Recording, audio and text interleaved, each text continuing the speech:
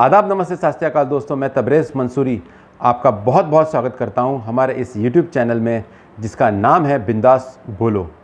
हमेशा की तरह इस बार भी मैं एक नई और अद्भुत कहानी के साथ आपके सामने पेश हुआ हूं। वैसे ये कहानी के बारे में शायद आप लोगों में से काफ़ी लोगों ने सुना भी होगा। ये मीरा रोड के मनोज सहाने की स्टोरी है, कहानी है। ये अभी आज है 20 जून 2023। ये कहानी है 5 जून 2023 की। मीरा रोड में आकाश अपार्टमेंट के 7 माले पे से 7th फ्लोर से अचानक एक फ्लैट से 7th फ्लोर पे पूरे बास आने लगी। अब वो बास कुछ ज़्यादा होने लगी तो वहाँ पर 703 में एक आदमी रहता था। वो आदमी ने ऐसा महसूस किया कि कुछ ज़्यादा बास आ रही है। उसने अपने घर में साफ़ सफाई किया, अपने घर में तलाशी किया कि शायद कहीं कोई चूहा या कोई जानवर तो नहीं मर गया। उसने वो तलाशा, वो देखा और देखने के बाद में उसको ऐसा लगा कि नहीं, मेरे घर में ऐसी कोई भी चीज़ नहीं है, जो ऐसा कोई जानवर नहीं मरा है कि जिससे बास आए, या ऐसी कोई चीज़ रखी नहीं है जिससे इस तरह की बास आए। उसने 702 नंबर, फ्लैट नंबर 702 को पूछा, 701 को पूछा और उन लोगों को पूछा कि तुम्हारे घर में शायद कोई चूहा मर गया या कोई जानवर मर गया है, तो आप लोग कृपया करके अपने घर की साफ़ सफाई करके ज़रा एक बार चेक कर लो। उन लोगों ने भी अपने घर की साफ़ सफाई करके चेक किया। उनके घर में भी ऐसा कोई जानवर नहीं मरा था, कोई चूहा या कोई ऐसा और जानवर नहीं मरा था। अब ये 3 फ्लैट वाले हो गए और चौथा जो फ्लैट था 704, वो 704 फ्लैट बंद था। 703 वाला जो व्यक्ति था उसको ऐसा लगा कि शायद ये 704 से ही बास आ रही है। उसने दरवाज़ा ठोका और दरवाज़ा ठोकने के बाद में किसी का जवाब नहीं आया वहाँ से, तो उसने उस चीज़ को इतना ज़्यादा गौर नहीं किया। उसने क्या किया कि 701 नंबर 702 नंबर को लेकर वो सीधा गया बिल्डिंग के सेक्रेटरी के पास में। सेक्रेटरी के पास जाकर उन लोगों ने ये बात बताई कि हमारे फ्लोर से बहुत ज़्यादा बास आ रही है। सेक्रेटरी उनके साथ में गया और उन बास सूंघा उसने। उसको भी ऐसा लगा कि हाँ, यहाँ बहुत ज़्यादा इरिटेट करने वाली बास आ रही है। तो उसने क्या करा, उसने 7th फ्लोर पे बास आ रही थी। चेयरमैन और उसके साथ में 701 नंबर, फ्लैट नंबर 701 वाला, फ्लैट नंबर 702 और फ्लैट नंबर 703 वाले, ये लोग मिलकर 6ठे माले पर गए और 6ठे माले पर जाकर उन लोगों ने वहाँ के फ्लैट वालों को पूछा कि शायद तुम्हारे आँख पर कोई जानवर तो नहीं मर गया, ज़रा चेक करो, क्योंकि 7 माले पर बहुत ज़्यादा बास आ रही है। उन लोगों ने बताया कि हमारे यहाँ पर कोई बास नहीं आ रही है, हमारे यहाँ पर कोई जानवर नहीं मरा है। अब उन लोगों ने भी अपने घरों की तलाशी लिए, अपने घरों को चेक किया, साफ़ सफाई किया, पर उनके घर में भी ऐसी कोई चीज़ नज़र नहीं आई उनको। अब इन लोगों ने इनमें से जो 703 नंबर था, उसके जो जस्ट बाजू वाला, 704 के जस्ट बाजू वाला जो था 703 वाला, उसको उसका ध्यान बार बार 704 फ्लैट नंबर 704 पे ही जा रहा था। उसने एक बार फिर वो खुशबू की तरफ वो गया और उसने खुशबू को देखा, तो उस खुशबू को सूंघा तो उसको ऐसा लगा कि वो खुशबू 704 से आ रही है, फ्लैट नंबर 704 से। उसने उस दरवाजे को ठोका जब बहुत ज़्यादा बास आ रही थी, मगर थोड़ी ही देर में अचानक से बहुत ज़्यादा वहाँ से खुशबू आने लगी। उसको ये बात ऐसी महसूस हुई कि शायद मेरी आवाज़ सुनकर, मैं जो ठोक रहा हूँ, मैं जो आवाज़ दे रहा हूँ, उससे शायद अंदर किसी ने एयर फ्रेशनर मारा है। उससे ये जो चीज़ हुई कि वो जब ठोक रहा था तो खुशबू आने लगी, इससे उसका दिमाग थोड़ा शक में बदल गया। उसको थोड़ा सा शक हुआ कि शायद ज़रूर कुछ ना कुछ इसी फ्लैट में कोई ना कोई मामला है, कोई चीज़ या कोई जानवर मरा है, या कोई ना कोई मामला इसी फ्लैट में है। थोड़ी ही देर में वो आदमी निकल कर आया, क्योंकि ये 703 वाला वहाँ पर खड़ा हो गया बाहर और उसने ये तय कर लिया कि आज मैं इसको मिलूँगा ही मिलूँगा, क्योंकि ये घटना जो ये लोग सेक्रेटरी के साथ मिलकर जो हर फ्लैट में जो देख रहे थे, ये घटना 5 तारीख की थी, 5 जून की। अब हो गया था 6 जून, यानी एक दिन और ज़्यादा हो गया था। बास का जो फ्लो था वो और ज़्यादा होने लग गया था। इस वजह से इसने सोचा कि आज मैं इसको मिलूँगा ही, ये फ्लैट वाले को, और मैं इसको पूछूंगा कि तुम्हारे घर में क्या कुछ प्रॉब्लम है क्या। अब थोड़ी देर बाद 704 फ्लैट नंबर 704 खुलता है और वहाँ से मनोज सहाने करके एक व्यक्ति बाहर निकलता है। ये जो 703 वाला था, 700 फ्लैट नंबर 703 वाला, इसने पूछा मनोज साहनी को और कहा कि सर आपके फ्लैट में से बहुत ज़्यादा बास आ रही है, कोई जानवर वगैरह मर गया है या क्या हुआ है, ज़रा आप प्लीज़ चेक करिए। उसने बहुत कैजुअली, बहुत नॉर्मली एक जवाब दिया कि हाँ ऐसा क्या, बास आ रही है मेरे फ्लैट से, ठीक है कोई बात नहीं, मैं इसको चेक करवा लूँगा, मैं जब वापस आऊँगा तो अपने फ्लैट को साफ़ कर लूँगा। बोलकर वहाँ से चला गया, अपने फ्लैट को लॉक करके 704 को वहाँ से गया। अब ये लोग यहाँ पर और ज़्यादा टेंशन में आ गए कि जब उसने फ्लैट खोला तो उसको जो 703 वाला था फ्लैट नंबर, वो ये सोचने लगा कि हम लोग बाहर हैं तो हमारी सांस लेना दुश्वार हो रहा है, इतनी बास आ रही है, तो ये वो फ्लैट के अंदर कैसे बैठ सकता है। ये सोचकर वो और थोड़ा सा, उसका दिमाग थोड़ा शक की तरफ गया। अब वो लोग आपस में चर्चा करने लगे।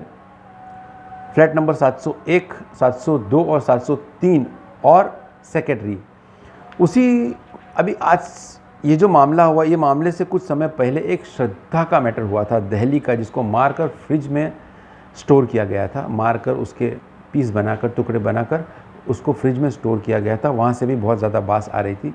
इन लोगों का दिमाग वहाँ गया कि शायद ऐसा कुछ तो नहीं यहाँ पर। इन लोगों ने डिसाइड किया आपस में, और डिसाइड करने के बाद में इन लोगों ने पुलिस को फ़ोन किया। पुलिस वहाँ पर पहुँची, नयानगर पुलिस स्टेशन वहाँ पर पहुँची, और वहाँ पर पहुँचने के बाद में इन लोगों ने देखे कि बहुत ज़्यादा वहाँ से बास आ रही है। पुलिस वालों ने भी इस चीज़ को महसूस किया।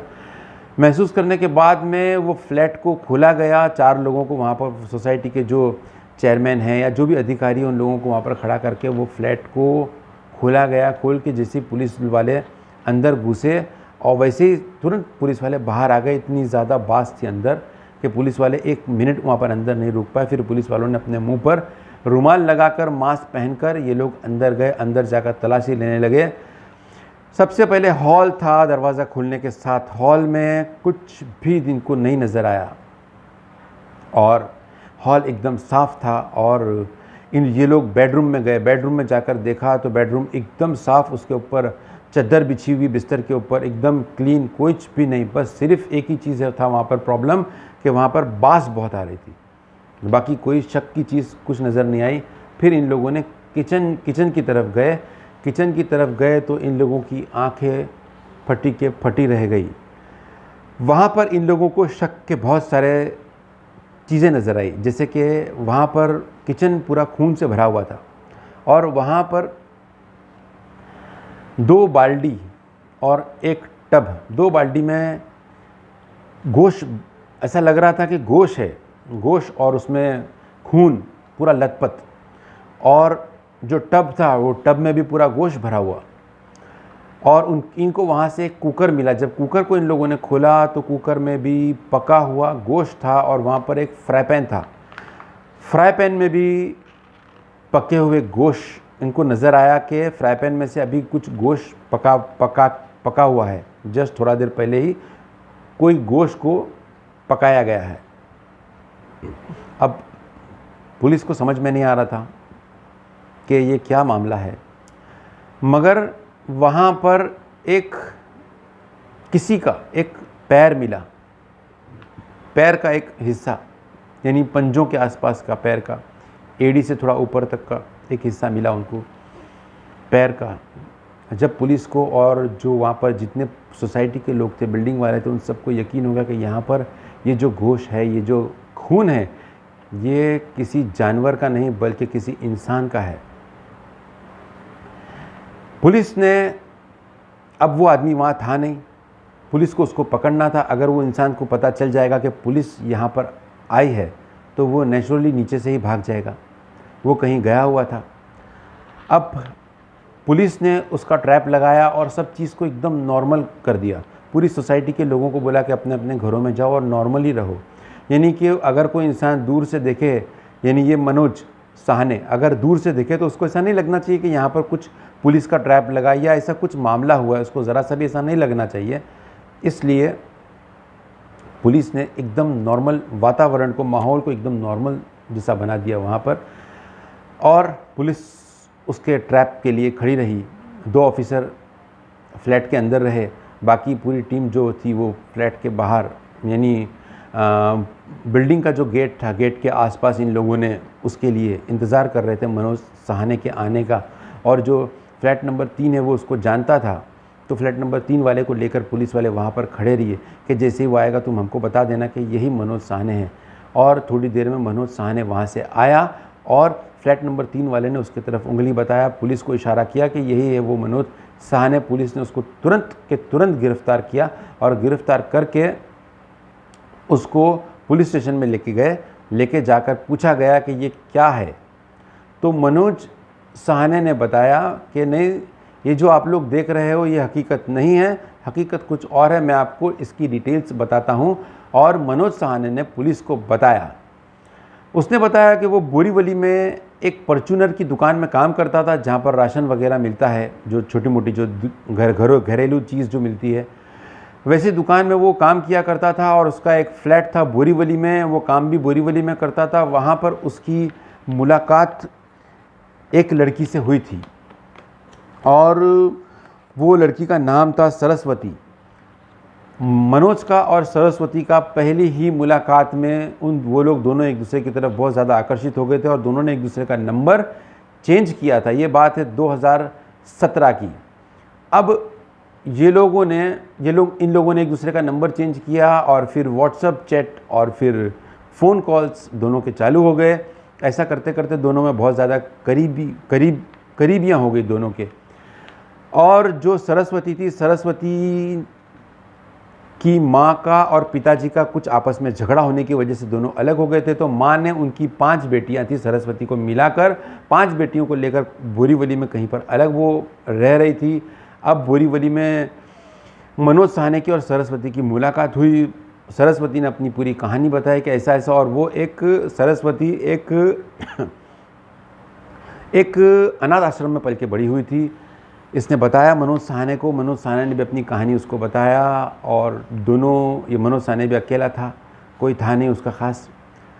अब मनोज सहाने ने बताया कि हम लोग दोनों लिव इन रिलेशनशिप में मीरा रोड में रहने लग गए।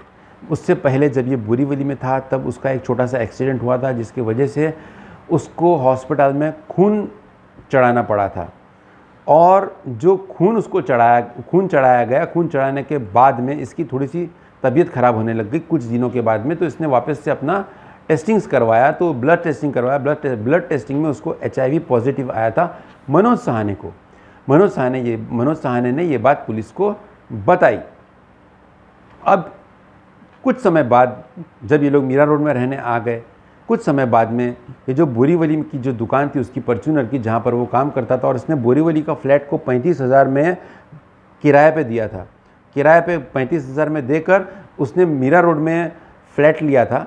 और ये जो फ्लैट किराए पे लिया था मीरा रोड में, इसका 10,000 रुपया इसका रेंट था। तो इसको 25,000 रुपया मंथली वो फ्लैट से मिल जाता था, बच जाता था। 35,000 में इसने बोरीवली का फ्लैट दिया और यहाँ पर 10,000 में फ्लैट मीरा रोड में रेंट पे लिया। इसको 25,000 रुपये वो बच जाते थे और फिर ये खुद भी जॉब करता था, उससे उसको अलग कमाई होती थी, तो इसका अच्छा खासा सब कुछ चल रहा था। अब अचानक वो दुकान बंद हो गई, परचूनर की दुकान जहाँ पर ये काम करता था, ये दुकान बंद हो गई और इसको दूसरी जगह पर जॉब नहीं मिल रहा था। मनोज सहाने को घर के खर्चे में थोड़ा सा एडजस्ट करना पड़ रहा था। सरस्वती इससे इस बात पे झगड़ा कर रही थी कि कहीं पर तुम दूसरी जगह पर जॉब करो। ये बोल रहा था कि मैं जॉब ढूंढ रहा हूँ, मैं काम ढूंढ रहा हूँ, मुझे अभी तक मिला नहीं है, मिलेगा तो मैं ज़रूर दूसरी जगह पर काम पर लग जाऊँगा। इस बात पर इन लोगों का झगड़ा होते बहुत ज़्यादा इन लोगों का झगड़ा बढ़ गया था। मनोज सहाने का कहना ऐसा था कि मैं एक दिन कहीं काम से बाहर गया, मैं जब आके देखा तो सरस्वती मरी हुई पड़ी थी। सरस्वती ने कोई जहर खा लिया था। मैंने इसको नहीं मारा, मेरा इस मर्डर में कोई हाथ नहीं है। पुलिस ने इसको मनोज से कहा कि अगर तूने मारा नहीं तो तूने पुलिस में कंप्लेन क्यों नहीं किया कि मेरी वाइफ मर गई है, इसने शायद कोई जहर वगैरह खा ली। पुलिस आती थी, पुलिस उसका पोस्टमार्टम करती थी, पोस्टमार्टम से पता चलता था कि वो जहर खाई है और फिर पुलिस इन्वेस्टिगेशन करती थी और तू निर्दोष बरी हो जाता था, तुझे छोड़ दिया जाता था। तूने उसको काट के उसके टुकड़े टुकड़े क्यों बनाए? मनोज ने बताया कि मैं इस बात से डर गया था कि कहीं ये लाश अगर मेरे घर में मिलेगी सरस्वती की तो कहीं मुझ पर ही इल्ज़ाम ना आ जाए। इसलिए मैंने ये प्लान किया कि मैं सरस्वती को काट के उसके टुकड़े बनाकर मैं उसकी लाश को ठिकाने लगा दूंगा। और फिर उसने बताया कि मैं दुकान पर गया, दुकान पर जाने के बाद मैं आरी लाया, आरी लाने के बाद वुड कटर लाया। वुड कटर मशीन होती है जो पेड़ों को काटने के काम आती है, और हथौड़ी लाया मैंने, और वो लाकर मैंने इसकी सरस्वती की लाश को टुकड़े टुकड़े बनाया। और टुकड़े बनाने के बाद में मैंने उसका जो गोश्त था वो सबसे पहले मैंने उसको कुकर में उसको बॉईल किया ताकि गोश्त अलग निकल सके और हड्डी अलग निकल सके। और मैंने उसके गोश्त को अलग किया, गोश्त को अलग करके उसको मिक्सर में कीमा बनाया। कीमा बना के मैंने उसको थोड़ा थोड़ा लेके जाके मैं कुत्तों को खिलाता था। ये बात मनोज सहाने ने बताया, और बहुत कहानी बोलते हुए भी मुझे कुछ अजीब सा फील हो रहा है, मगर खैर जो हुआ वो मैं आपको बता रहा हूँ। उसने बताया कि मैंने उसकी जो हड्डियाँ थी, हड्डियों को मैंने उबाला, प्रेशर कुकर में उबालने के बाद में उसको बहुत ज़्यादा मैंने उबाला। बहुत ज़्यादा उबालने से हड्डी जो होती है वो पानी की तरह, मतलब एकदम वो नरम जैसी हो जाती है या पानी बन जाती है। उस चीज़ को मैंने पानी बना के फ्लैश कर दिया, यानी टॉयलेट में डालकर उसको फ्लैश कर दिया मैंने। और जो इसके जो गोश्त के टुकड़े थे मैं रोज़ थोड़ा थोड़ा लेके जाकर मैं कुत्तों को, जानवरों को खिला देता। इस तरह से मैंने सोचा कि मैं इसको ठिकाने लगा दूं। मगर क्योंकि इसको करने में थोड़ा टाइम लग गया, यानी कुछ 2-3 दिन लग गए, 3-4 दिन लग गए, इस वजह से बोले ये बास आने लग गई। मनोज सहाने को कुछ दिन से ये देखा जा रहा था कि मनोज सहाने अचानक एक नई चीज़ करने लग गया था। सोसाइटी वालों ने ये ऑब्ज़र्व किया था कि एक मनोज सहाने कुछ नई एक्टिविटी कर रहा है। वो ये एक्टिविटी थी कि वो कुत्तों को सुबह सुबह उठ के खाना खिलाता है। मनोज सहाने ने बताया कि मैं सुबह इतना जल्दी उठता था कि जब लोग सोते रहते थे तब मैं जाकर थैली में कुत्तों को वो गोश्त खिलाता था। और जो कुछ लोग होते हैं जो डॉग लवर्स होते हैं, ये लोग अक्सर आप देखना कि कहीं ना कहीं किसी नाके पर, जहाँ पर चौराहे पर जहाँ पर ज़्यादा कुत्ते होते हैं वहाँ पर उन लोगों को कभी कभार लेके जाके खाना खिलाते हैं, या बहुत से लोग रोज़ खिलाते हैं। तो उन लोगों ने भी बताया, जो लोग कुत्तों को खाना खिलाते थे, कि पिछले कुछ दिनों से हम जब कुत्तों को खाना खिला रहे हैं तो कुत्ते खाना नहीं खा रहे हैं, क्योंकि कुत्तों का ऑलरेडी पेट भरा हुआ है। मनोज सहाने सरस्वती का गोश्त उनको खिला रहा था बॉईल करके। तो मनोज सहाने को पुलिस ने गिरफ़्तार किया है, और मनोज सहाने का जे हॉस्पिटल में भी उसका इलाज चल रहा है। उसको HIV भी है, पॉजिटिव है HIV, उसका भी इलाज चल रहा है। और अभी तक ये कहानी यहीं पहुंची है, और इसमें अब तक कोई सज़ा हो नहीं पाई है, क्योंकि ये अभी का इसी महीने का केस है, बल्कि एग्जैक्टली 15 दिन पहले का ही ये केस है। आज 20 तारीख है, 5 तारीख का ये केस है, जून 2023। अब आगे देखते हैं इसमें आगे क्या चेंजेस आता है और क्या चेंजेस होगा।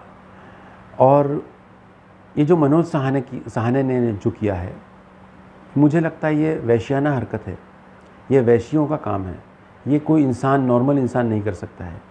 ये कोई मानसिक रोगी, इसको मैं बोल सकता हूँ, ये किसी मानसिक रोगी का ही काम है, ये कोई नॉर्मल इंसान का काम नहीं है। उस औरत के टुकड़े बना देना जो औरत तुम्हारे साथ लिव एंड रिलेशनशिप में पिछले 5-6 सालों से रह रही है, उस औरत के टुकड़े बनाकर उसके टुकड़ों को लेकर उसको आरी से काटना, वुड कटर से काटना, आरी को रख कर उसके ऊपर हथौड़ी मार कर उसकी हड्डियों को काटना, ये सारी चीज़ें मनोज सहाने ने किया है। ये जो चीज़ें हैं ये किसी आम इंसान के बस का नहीं। ये कोई साइको कर सकता है, कोई अब नॉर्मल इंसान ही कर सकता है, ये कोई आम इंसान नहीं कर सकता है। तो अब इसको कोर्ट कोर्ट या पुलिस क्या सज़ा देगी ये तो पता नहीं, क्योंकि ये इस चीज़ से बिल्कुल डिनाई कर रहा है कि मैंने इसका कत्ल नहीं किया हूँ, ये ऐसा बोल रहा है। और अगर उसकी बॉडी होती, सरस्वती की अगर बॉडी होती, तो बॉडी से उसका पोस्टमार्टम से पता चलता था कि इसने जहर पिया है कि नहीं पिया। अभी तो उसकी बॉडी ही डिज़ोल्व कर दिया इसने, तो शायद पता चले या ना चले, इसका मुझे भी बहुत ज़्यादा आइडिया नहीं है। पर मेरा ऐसा कहना है कि अगर इसने बॉडी के भी साथ ऐसा किया है, भले ही वो मर गई थी, मगर तू कहीं ना कहीं उसको चाहता था, तेरे से वो प्यार करती थी, उसने अपने दुनिया को छोड़कर तेरे साथ आई थी, तुझे ऐसा नहीं करना चाहिए था। और मुझे ऐसा लगता है कि अगर सरस्वती ने जहर भी खाकर मरी है और उसके बाद भी मनोज सहाने ने ये सारी चीज़ें उसके साथ की है, तो मुझे ऐसा लगता है कि मनोज सहाने को उस लिए भी कड़ी से कड़ी सज़ा मिलनी चाहिए। दोस्तों, मैं हमेशा कहता हूँ, अक्सर कहता हूँ कि अपने आसपास हमेशा ध्यान रखिए कि हमारे आसपास क्या हो रहा है, क्या नहीं हो रहा है। अलर्ट रहिए, अपने दिमाग को एकदम खड़ा रखिए, हमेशा अपने आसपास वालों का और अपने लोगों का ख्याल रखिए और अपने लोगों के साथ रहिए, अपनी फैमिली के साथ रहिए, सुरक्षित रहिए और बिल्कुल सतर्क रहिए। अगर आपको ज़रा से भी किसी चीज़ का एहसास होता है कि यहाँ पर कोई क्राइम हुआ है, तो आप ज़रूर पुलिस से संपर्क कीजिए। पुलिस, ये जो डिपार्टमेंट है, ये सिर्फ़ और सिर्फ आपकी मदद के लिए ही है। तो ये थी मनोज सहाने की मीरा रोड की कहानी। तो फिर मिलेंगे एक नई और अद्भुत कहानी के साथ में। तब तक के लिए आदाब, नमस्ते, सत श्री अकाल। मैं तबरेज़ मंसूरी फिर हाजिर रहूँगा कुछ ही दिनों में आपके साथ एक और नई और अद्भुत कहानी के साथ। तब तक के लिए इजाज़त दीजिए।